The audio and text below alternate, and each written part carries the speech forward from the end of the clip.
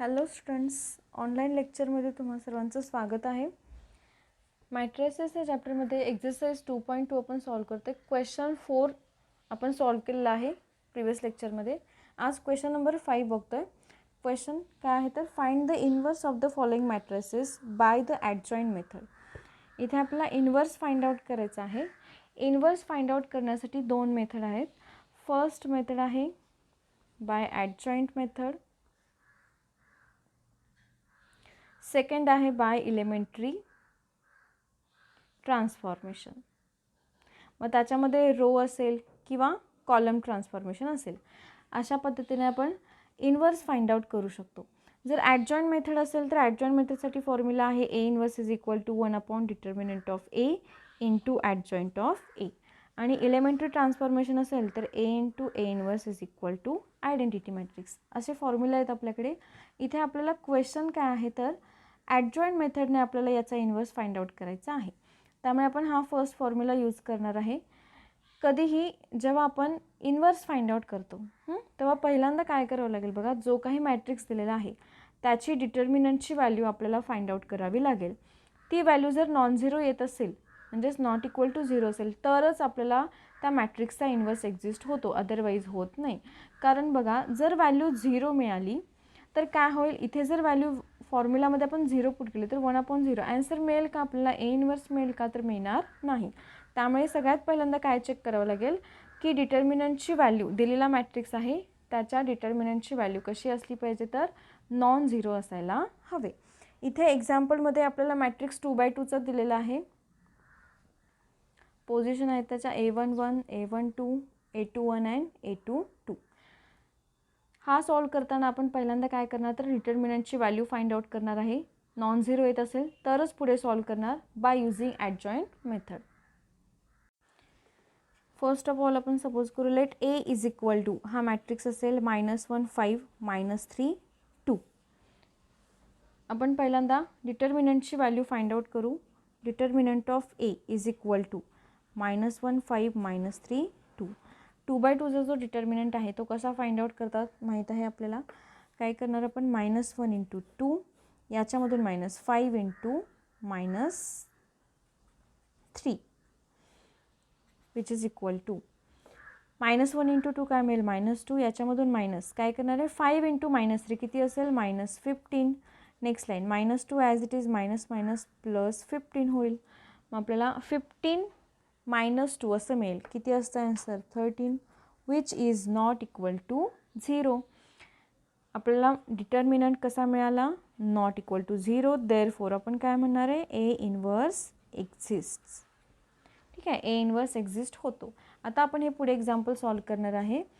फॉर्म्युलामध्ये आपल्याला काय काय लागतं बघा, तर 1/a इथे काय आहे, डिटर्मिनंट ऑफ ए आहे. Determinant of A find out केलेलं आहे. राहिलं काय तर adjoint of A find out करावं लागेल.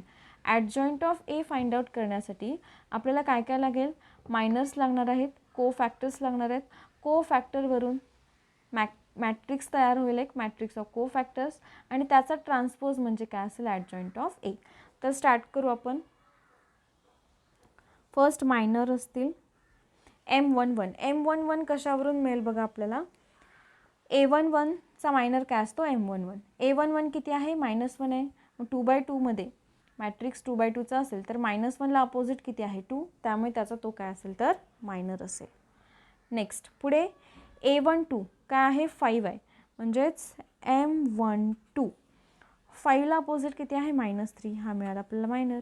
नेक्स्ट काय आहे A21, इथे मायनर काय असेल M21. A21 काय आहे -3 आहे, त्याला अपोजिट किती आहे 5. नेक्स्ट लास्ट आहे A22 किती आहे 2, मग M22 2ला अपोजिट किती आहे -1, त्यामुळे मायनर आपल्याला किती मिळेल तर -1. याच्यावरून आता आपण को फॅक्टर फाइंड आउट करू. A11 is equal to A11 formula काय असतो, -1 ब्रॅकेट रेस टू हा 1 + 1 इंटू मायनर किती आहे 2. -1चा स्क्वेअर जर केला तर आपल्याला +1 मिळेल. +1 इंटू 2 आन्सर असेल +2. नेक्स्ट A12 -1 रेस टू हा 1 + 2 इंटू मायनर किती आहे तर -3. -1चा क्यूब जर केला तर आन्सर -1च मिळतं. -1 इंटू -3 ॲन्सर काय असेल +3.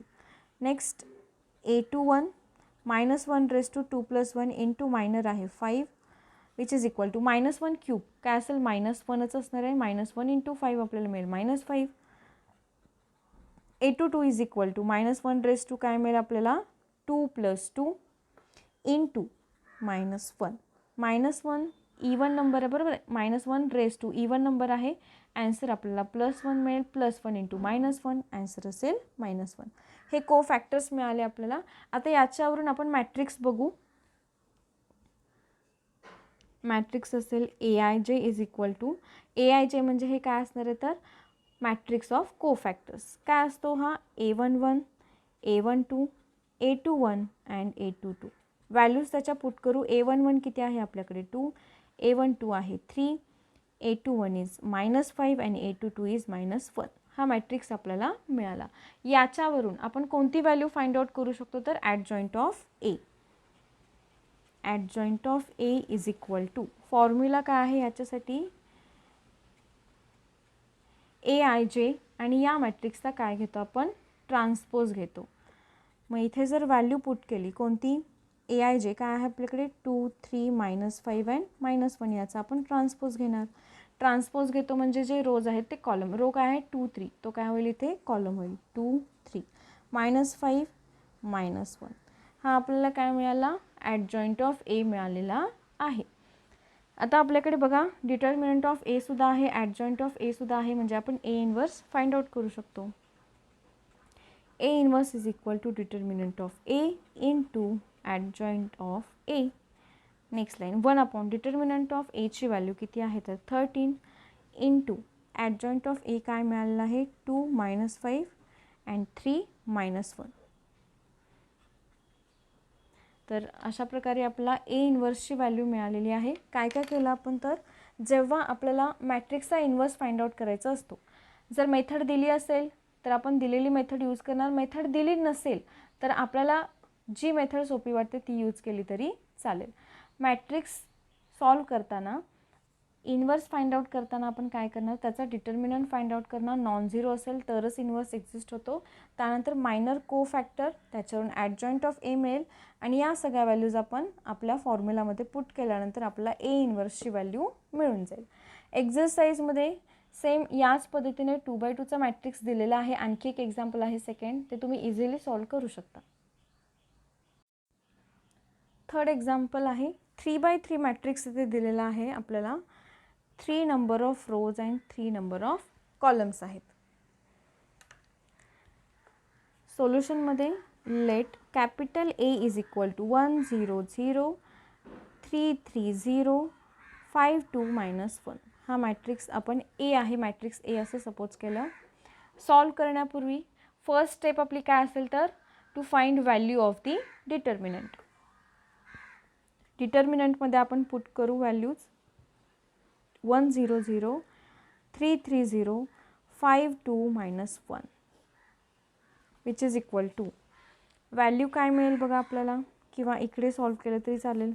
व्हॅल्यू काय मिळेल याची फर्स्ट एलिमेंट काय आहे 1. हा रो आणि कॉलम कॅन्सल केला तर राहील काय 3 0 2 -1. मल्टिप्लिकेशन करू 3 इंटू -1 -3 2 इंटू 0 काय असेल 0. नेक्स्ट एलिमेंट आहे 0. Second column first row cancel केला तर 3 0 5 -1 हे एलिमेंट आपल्याकडे राहतात. 3 इंटू -1 -3 -5 इंटू 0 0. नेक्स्ट आहे लास्ट काय आहे तर 0 into bracket row column cancel केला 3 3 5 2 हे एलिमेंट्स राहतात. 3 into 2 6 -5 into 3 15. Next line 1 as it is -3 -0 into bracket आहे ॲन्सर 0च असेल प्लस 0 इंटू अगेन 0 असेल 1 -3 1 इंटू -3 ॲन्सर असेल -3 which is not equal to 0. Therefore we can say that A inverse exist. आपल्याला जो डिटर्मिनंट आहे तो कसा मिळाला नॉन झिरो मिळाला त्यामुळे A इन्व्हर्स एक्झिस्ट होईल. आता इथे आपण काय फाइंड आउट करणार तर याचे मायनस आणि को फॅक्टर्स फाइंड आउट करणार आहे. मायनस फाइंड आउट करू आपण पहिल्यांदा. M11 बघा M11 पोझिशन काय आहे फर्स्ट एलिमेंट असेल की आपल्याला माहीत आहे A11, A12, A13, A21, A22, A23, A31, A32, A33 minus आपण सॉल्व केलेले आहेत याच्यापूर्वीसुद्धा. A11 म्हणजेच त्याचं मायनर काय असणार आहे M11. A11ला काय आहे 1 आहे. मग तो रो आणि कॉलम कॅन्सल केला तर इलेमेंट्स काय राहतात बघा 3 0 2 -1 हे इलेमेंट्स राहतात. मग आपण सॉल्व करू 3 0 2 -1 which is equal to 3 into -1 -3 याच्यामधून -2 इंटू 0 0 ॲन्सर असेल -3. पुढे M12 A12 वरून त्याचा मायनर M12 असेल. A12 किती आहे 0 आहे. मग 0 ज्या रो आणि कॉलममध्ये तो कॅन्सल केला तर इलेमेंट राहतात 3 0 5 -1 3 0 5 -1 इज इक्वल टू 3 इंटू -1 -3 याच्यामधून -5 इंटू 0 0 ॲन्सर आपल्याला इथे किती मिळेल बघा +3 मिळेल की -3 मिळेल -3 ॲज इट इज असेल. नेक्स्ट असेल M13. M13 अगेन 0 आहे. रो कॉलम कॅन्सल होईल तो राहतात element 3 3 5 2 3 3 5 2 which is equal to 3 into 2 6 -5 into 3 किती असणार आहे तर 15 which is equal to answer काय असेल आपलं -9. नेक्स्ट आहे M21. M21 is 3. Row column cancel होईल इलेमेंट राहतात 0 0 2 -1 0 0 2 -1 0 इंटू -1 0 2 इंटू 0 0 ॲन्सर असेल आपलं 0. Next M22 which is equal to M22 किती आहे आपल्याकडे 3 आहे. रो कॉलम कॅन्सल होईल इलेमेंट काय राहतात 1 0 5 -1 1 0 5 -1 1 इंटू -1 -1 -5 इंटू 0 0 ॲन्सर असेल -1. नेक्स्ट M23 M23 किती 0 आहे. रो कॉलम कॅन्सल होईल 1 0 5 2 हे एलिमेंट राहतात 1 0 5 2 which is equal to 2 into 1 2 -5 into 0 0 answer असेल आपलं 2. आता नेक्स्ट आता काय असेल आपला M31 असेल बरोबर. M31 हे डायरेक्ट सॉल्व करू शकतो आता आपण. M31 5 आहे. हा कॉलम आणि रो कॅन्सल होईल राहणार काय 0 0 3 0 0 इंटू 0 काय असेल 0. पुढे 3 इंटू 0 काय असणार आहे 0 ॲन्सर काय असेल 0 असेल. नेक्स्ट आता काय असेल आपला नेक्स्ट M32 काय असेल 2.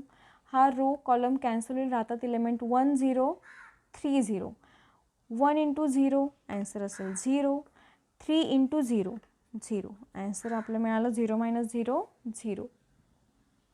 लास्ट काय असेल M33 is equal to M33 last row last column cancel होईल 1 0 3 3 राहतात 1 इंटू 3 ॲन्सर किती असेल 3 याच्यामधून मायनस आपण काय करणार आहे तर 3 इंटू 0 0 ॲन्सर काय मिळतं आपल्याला 3 हे ॲन्सर मिळतं. मायनर्स मिळालेले आहेत याच्यावरून को फॅक्टर्स बघू आपण. A11 A12 A13 A21 A22 A23 A31 A32 A33 को फॅक्टर्स कसे डायरेक्ट काढता येतात बघा. आहेत ते आधी आपण लिहून घेऊ. काय आहे तर -3 जे मायनर आहेत मायनर आधी आहेत तसे लिहून घेऊ आपण. त्यानंतर 0 -1 2 0 0 अँड 3. आता याचे साईन चेंज होणार आहेत. कसे होणार आहेत बघा 1 + 1 2 मिळतो. 2 हा इवन नंबर आहे त्यामुळे साईन चेंज होणार नाही. 1 + 2 3 मिळतो. 3 हा ऑड नंबर आहे त्यामुळे इथे साईन चेंज होईल. नेक्स्ट 1 + 3 दिलेला आहे. 1 + 3 किती 4 मिळतो. 4 हा इवन नंबर आहे त्यामुळे साईन चेंज होणार नाही. इथे 0च आहे. पुढे 2 आहे म्हणजे इथे 2 + 2 4 इज इवन नंबर साईन नाही चेंज होणार. 2 + 3 5 इज ऑड नंबर त्यामुळे इथे साईन चेंज होईल. +2 आहे तिथे मायनस होईल. हे 0 0 आहेत. लास्ट बघा A33 3 + 3 6 6 इज इवन नंबर त्यामुळे इथे साईन चेंज होणार नाही. म्हणजे आपला को फॅक्टर्ससुद्धा मिळालेले आहेत. आता आपण काय करणार आहे तर याच्यावरून को फॅक्टर मिळालेत. आता आपण याचा ॲन्सर घेऊ. ॲन्सर फाइंड आउट करण्यासाठी आपल्याला माहिती आहे ॲडजॉईंट ऑफ एची गरज आहे, बरोबर. मग आधी आपण AIJ फाइंड आउट करू. AIJ कशावरून मिळेल आपल्याला? या मॅट्रिक्सवरून मिळेल.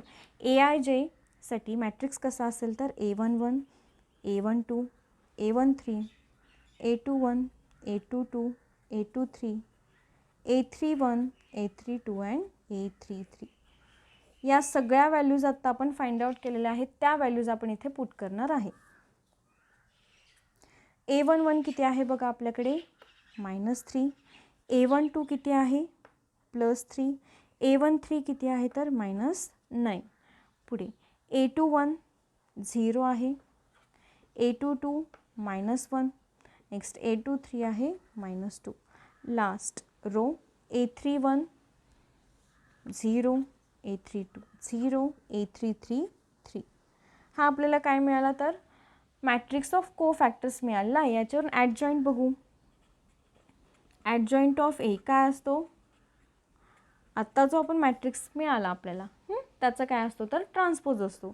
मग हा मॅट्रिक्स लिहून घेऊ. काय आहे? -3, 3, -9, 0, -1, -2, 0, 0, 3. याचा आपण काय घेणार तर ट्रान्सपोज. ट्रान्सपोज कसा मिळेल? जे रो आहेत ते कॉलम होणार आहे. याच्यामध्ये फर्स्ट रो काय आहे? -3, 3, -9.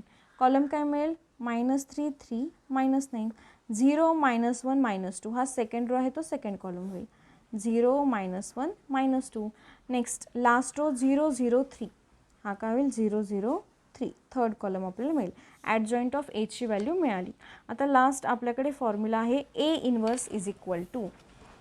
A इन्व्हर्स फॉर्म्युला आहे 1 determinant of A into adjoint of A which is equal to 1 डिटर्मिनंटची व्हॅल्यू आपल्याकडे किती आहे तर -3 मिळालेली आहे. -3 इंटू डिटर्मिनंट आपल्याला हा मिळालेला आहे ॲडजॉईंट ऑफ ए. काय आहे? -3 0 0 3 -1 0 -9 -2 अँड 3. हा काय मिळाला आपल्याला? A इन्व्हर्स मिळालेला आहे. Which can be also written as -1/3 -3 0 0 3 -1 0 -9 -2 and 3. तर हे असेल आपलं final answer. Therefore A inverse is equal to ही व्हॅल्यू मिळालेली आहे. इथे आपण काय केलं बघा, जो काही आपला मॅट्रिक्स आहे 3×3चा मॅट्रिक्स दिलेला होता आपल्याला, त्याच्यामध्ये आपण काय केलं तर फर्स्ट त्याचा डिटर्मिनंटची व्हॅल्यू फाइंड आउट केली. व्हॅल्यू नॉन झिरो येत असेल तरच इन्व्हर्स एक्झिस्ट होतो. पुढे इन्व्हर्स एक्झिस्ट होतो, त्यामुळे एक्झाम्पल आपण सॉल्व केलं. मायनर्स फाइंड आउट केले, त्याच्यावरून को फॅक्टर्स मिळाले. को फॅक्टरवरून आपल्याला काय मिळाला? त्याचा मॅट्रिक्स मिळतो. को फॅक्टर जे आपण फाइंड आउट करतो त्याचा मॅट्रिक्स. देन ॲडजॉईंट ऑफ ए, जो को फॅक्टरचा मॅट्रिक्स आहे त्याचं काय घेतो आपण? ट्रान्सपोज. आणि आपल्याकडे फॉर्म्युला आहे, त्याच्यामध्ये व्हॅल्यूज आपण पुट केलेल्या आहेत, त्यामुळे हे आपल्याला इन्व्हर्स मिळालेला आहे. कोणती मेथड यूज केली आपण? By using adjoint method. एक्झरसाइजमध्ये सेकंड जे एक्झाम्पल आहे ते एक्झाम्पल आपण सॉल्व करू. इथे आपण काय करणार? Let capital A is equal to दिलेला मॅट्रिक्स आहे तो सपोज करू 2 -2 4 3. हा आपला गिवन मॅट्रिक्स आहे. इथे आपण इन्व्हर्स फाइंड आउट करतो आहे, तर आपण काय करणार? पहिल्यांदा डिटर्मिनंटची व्हॅल्यू फाइंड आउट करू. याच्या determinant of A is equal to 2 -2 4 3 which is equal to. इथे कॅल्क्युलेशन जर केलं तर आपल्याला व्हॅल्यू काय मिळेल?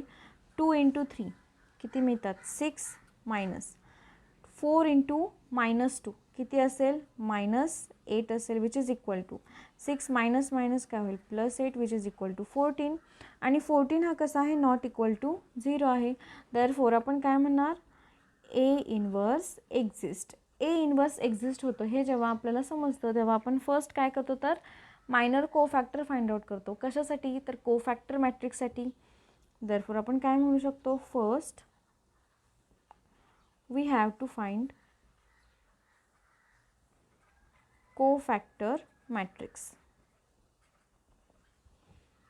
कोफॅक्टर मॅट्रिक्ससाठी आपल्याकडे काय काय लागणार आहे तर मायनर्स अँड कोफॅक्टर्स लागणार आहेत. मायनर्स काय असणार आहेत तर M11, M12, M21 and M22. M11 हा फर्स्ट नंबर असेल, बरोबर. आपल्याला माहिती आहे की हे कसं असतं matrix A11 A12 A21 and A22. A11चा minor असतो M11. A11 किती आहे 22ला अपोजिट आहे 3, त्यामुळे इथे काय असेल तर -3 मिळेल.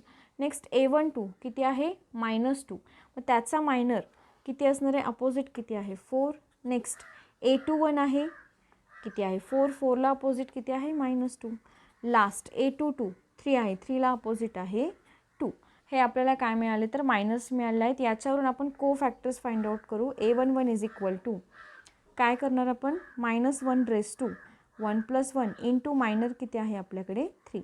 -1चा स्क्वेअर +1 असेल, +1 इंटू 3 आन्सर किती मिळेल 3. Next A12 -1 raise to 1 + 2 into minor आहे 4 which is equal to -1 cube काय असतो -1 असेल, -1 इंटू 4 आन्सर -4 मिळेल. नेक्स्ट आहे A21 -1 raise to 2 + 1 into minor आहे -2.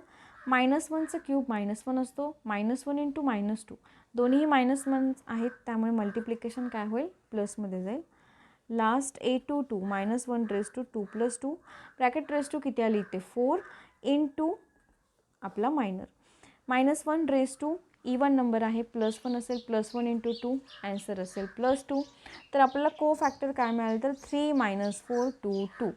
हेन्स आपण काय म्हणणार हेन्स को फॅक्टर मॅट्रिक्स इज काय असेल आपला matrix AIJ is equal to A11 A12 A21 and A22. Value put करू. आपल्याकडे व्हॅल्यूज काय आहेत बघा.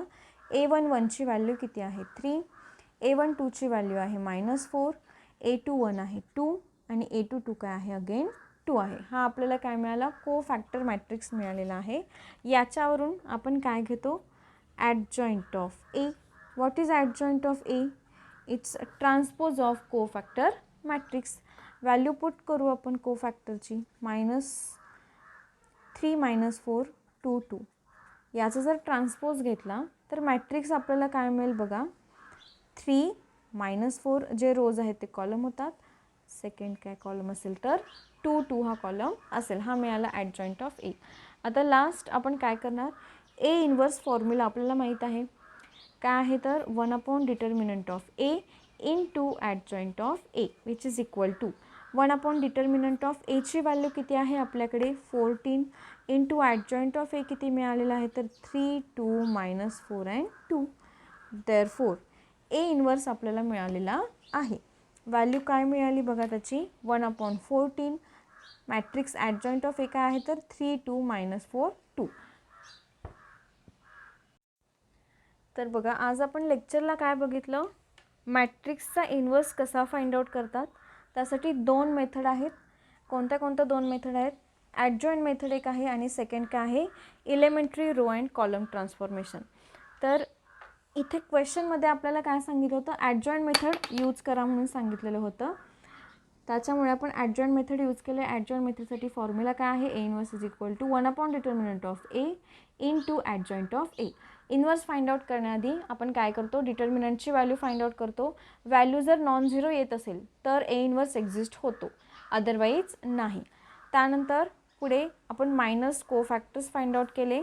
त्याच्यावरून आपल्याला ॲडजॉइंट ऑफ Aची व्हॅल्यू मिळते. ती व्हॅल्यू आपण आपल्या A इन्व्हर्सच्या फॉर्म्युलामध्ये पुट केली की आपला A इन्व्हर्स मिळून जातो.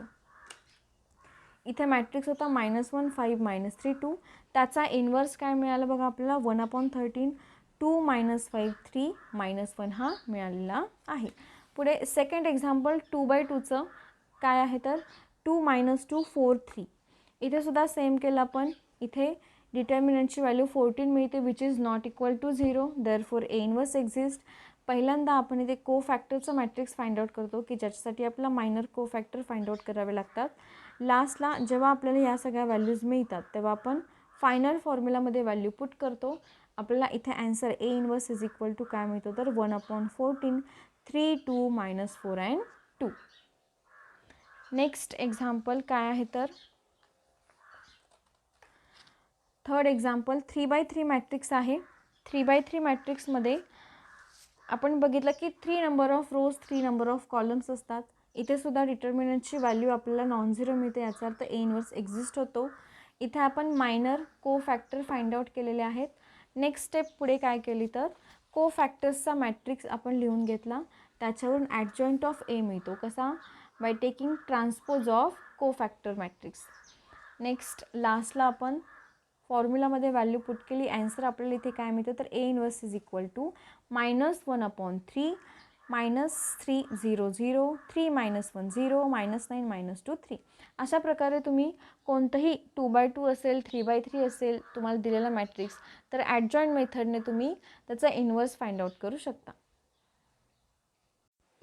एक्झरसाइजमध्ये आपला नेक्स्ट क्वेश्चन आहे की find the inverse of the matrix. तिथे आपल्याला कोणतीही मेथड यूज करा असं काही सांगितलेलं नाही आहे, तर तेव्हा आपण तिथे ॲडजॉइंट मेथडसुद्धा यूज करू शकतो किंवा इलेमेंटरी ट्रान्सफॉर्मेशनसुद्धा यूज करू शकतो. जर इलेमेंटरी ट्रान्सफॉर्मेशन यूज करणार असलो तर आपण काय करावं लागेल तर A into A inverse is equal to I असं घ्यावं लागेल आपल्याला. म्हणजे जो काही आपल्याला मॅट्रिक्स दिलेला असतो, फॉर एक्झाम्पल सपोज 2/2चा मॅट्रिक्स असेल 1 2 2 -1 असा मॅट्रिक्स दिलेला आहे, याचा आपला इन्व्हर्स फाइंड आउट करायचा आहे. तर आपण इथे काय करणार, ए मॅट्रिक्स आहे तसं घेणार आहे 1 2 2 -1 इंटू ए इन्व्हर्स आपण फाइंड आउट करतो आणि आय. आता आयचा जो मॅट्रिक्स आहे त्याची जी काही ऑर्डर असेल ती कशावरती डिपेंड असेल, गिवन मॅट्रिक्स ए असेल तो. याची व्हॅल्यू 2/2 आहे, त्यामुळे आयडेंटिटी मॅट्रिक्ससुद्धा कसा असेल 2/2चा असेल. गिवन मॅट्रिक्स जर 3/3चा असेल तर आयडेंटिटी मॅट्रिक्सची सुद्धा ऑर्डर काय असणार आहे 3/3. याचा ॲन्सर कसं मिळेल बघा, जो हा मॅट्रिक्स ए आहे तो आपण रेड्यूस कशाला करणार आहे, आयडेंटिटी मॅट्रिक्सला करणार आहे, इंटू काय असेल ए इन्व्हर्स. आणि जेव्हा आपण मॅट्रिक्स ए आयडेंटिटी मॅट्रिक्सला रिड्यूस करत असतो बाय युझिंग ट्रान्सफॉर्मेशन, तेव्हा इक्वल टू आयडेंटिटी मॅट्रिक्स हा सुद्धा काय होतं तर चेंज होते, याच्यामध्ये सुद्धा ट्रान्सफॉर्मेशन होत जातं. आय इंटू ए इन्व्हर्स आपल्याला ए इन्व्हर्स मिळेल आणि इज इक्वल टू जो मॅट्रिक्स मिळणार आहे तो म्हणजे काय असेल आपला इन्व्हर्स असेल. तर जेव्हा आपल्याला क्वेश्चन सांगतात, ओनली फक्त क्वेश्चन असेल की फाइंड द इन्व्हर्स, तेव्हा आपण कोणतीही मेथड यूज करू शकतो. पण जर आपल्याला सांगितली असेल की ॲडजॉइंट मेथड यूज करा किंवा रो ट्रान्सफॉर्मेशन यूज करा, तेव्हा आपल्याला तीच मेथड यूज करावी लागेल. तर रो ट्रान्सफॉर्मेशन जे आहे ते आपण आपल्या नेक्स्ट लेक्चरला बघणार आहे.